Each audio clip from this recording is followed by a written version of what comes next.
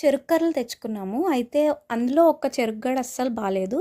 అది ఏం చేసామంటే పడేయకుండా మట్టిని తవ్వి అందులో పాతిపెట్టామనమాట. కొన్ని రోజులకి ఒక పెద్ద చెరుకు గడొచ్చింది.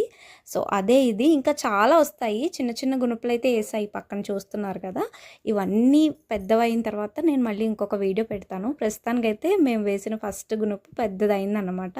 ఇంకా కొంచెం పెద్దదయ్యి తినగలిగే అంత లావు వచ్చినప్పుడు కట్ చేసేస్తాము. కట్ చేసి తినేస్తామన్నమాట. ఇంకా ఈ మొక్కలే కాకుండా ఇంకా చాలా varieties of fruits and vegetables అయితే మొక్కలన్నీ పెంచుతున్నారు మా తాతగారు. ఒక్కొక్కటిగా నేను వీడియోస్ తీసి అప్లోడ్ చేస్తాను మన ఛానల్లో. అయితే ఇదేమో కరివేపాకు అన్నమాట.